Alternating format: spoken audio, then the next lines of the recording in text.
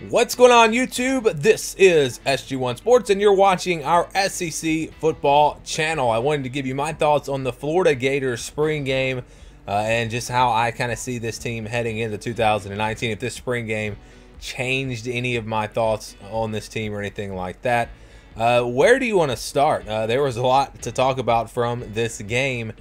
If you like offense, you had to enjoy this one. Now, it seemed like this game was put together to help the offense more than any other spring game that I've watched.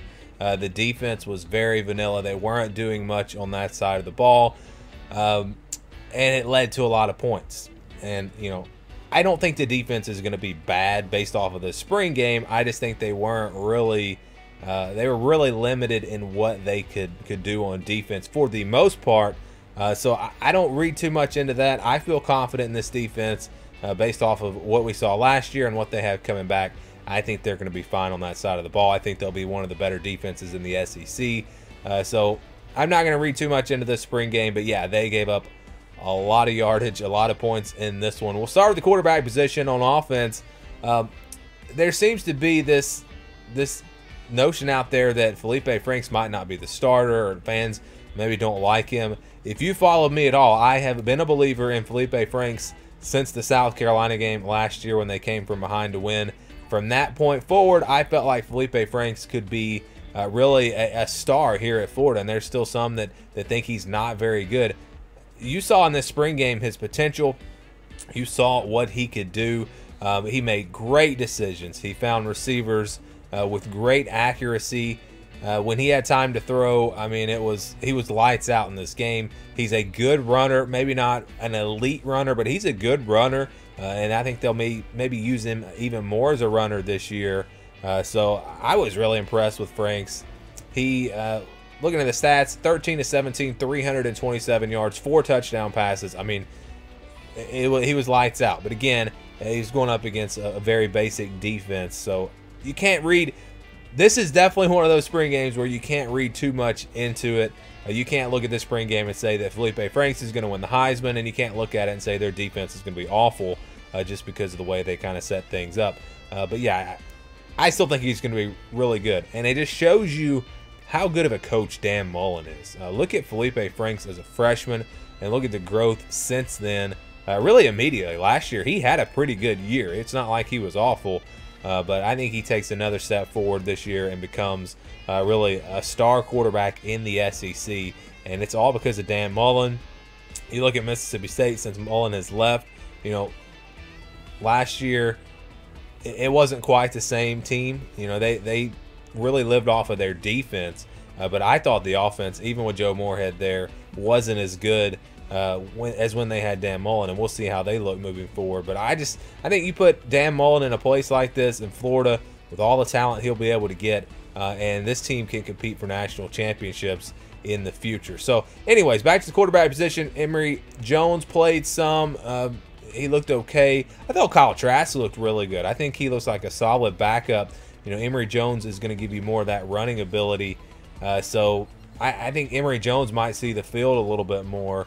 But if it came down to a backup quarterback, Felipe Franks getting injured, and you need a quarterback to go out there every down, I think Kyle Trask can do that. I don't think he's going to go out and be a Heisman contender or anything like that, but he's a solid backup based off of what we saw in this game. Again, though, you can't read too much into it. What I really liked was the receivers. These receivers for Florida played unbelievably well in this game.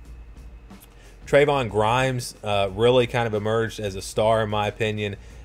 You know, he had a pretty good year last year, but he wasn't really a guy that I was looking to as a go-to receiver for Florida. Now, you had Freddie Swain in there. He had a good game. Kadarius Toney, we know all he can do. Van Jefferson was kind of quiet in this spring game, but he's probably their most talented receiver. Kyle Pitts had a nice showing as well. So the receivers are loaded. This is one of the better receiving corps in really all of college football. So there was a lot to like about the offense. The offensive line, I think, maybe is the one area of concern. Again, the defense kept it very basic, but when they did bring some pressure, it was almost an immediate sack. I mean, even when Franks was in there, he had about 2 seconds to throw, and bam, he was being touched down. So they weren't able to handle any pressure at all in this game, and the defense didn't do that much, and I think you maybe saw why. So that's something that they're going to have to improve on. We will see how it looks. You know, I thought they did okay blocking in the run game. They didn't run it a whole lot in the spring game, but it was the pass protection that was not great.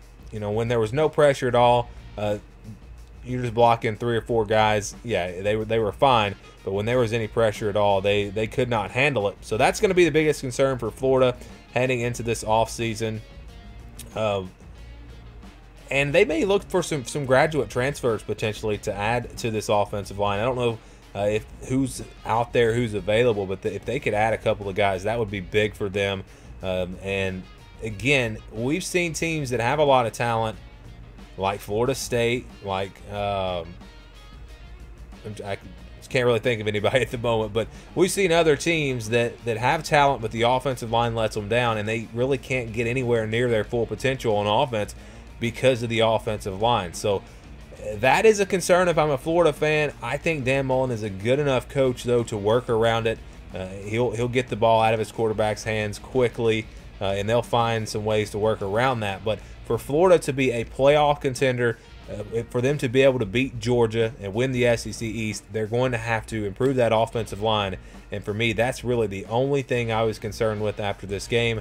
I think Florida looks really good heading into 2019, and we'll see if they can overcome that. And if they can, again, Florida is going to be very, very dangerous, not only in the SEC, a threat to Georgia, but I think this team could potentially make a run at the college football playoffs. It's going to be tough. Again, you got to get through Georgia and then potentially Alabama in the SEC championship.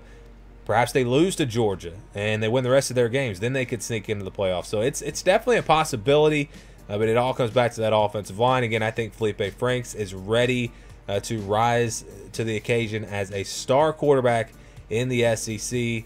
So watch for him, in my opinion. I think he's going to have a huge, huge year. I'd love to get your thoughts. Florida fans, what did you think about this game? What were your takeaways, good or bad? Anything you want to add to my takeaways, feel free to do that down in the comments below. Thank you for watching, and stay tuned for more here on the SG1 Sports SEC Football Channel.